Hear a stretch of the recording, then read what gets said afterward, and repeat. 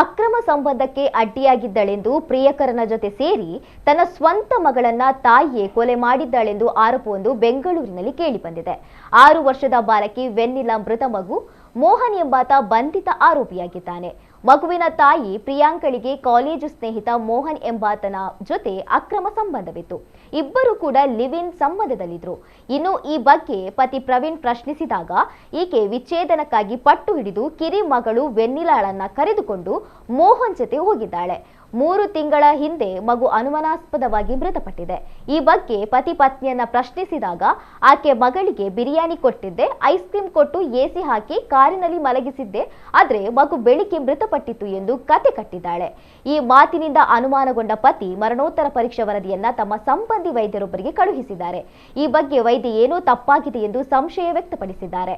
ಇದರಿಂದ ಪತಿ ತನ್ನ ಮಗಳಿಗೆ ಒದ್ದು ಉಸಿರುಗಟ್ಟಿಸಿ ಕೊಲೆ ಮಾಡಿದ್ದಾರೆಂದು ಪತ್ನಿಯ ವಿರುದ್ಧ ಆರೋಪಿಸಿದಲ್ಲದೆ ಅಕ್ರಮ ಸಂಬಂಧ ಮತ್ತು ಮಗುವಿನ ಬಣ್ಣದ ಕಾರಣಕ್ಕೆ ಈ ಕೃತ್ಯ ಎಸೆಯಲಾಗಿದೆ ಎಂದು ಪೊಲೀಸರಿಗೆ ದೂರು ನೀಡಿದ್ದಾರೆ.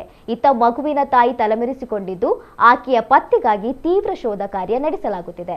ಸದ್ಯ ಮರಣೋತ್ತರ ವರದಿ ಬಂದ ನಂತರ ಮಗುವಿನ ಸಾವಿನ ಸತ್ಯಾಸತ್ಯತೆ ಬಯಲಾಗಲಿದೆ.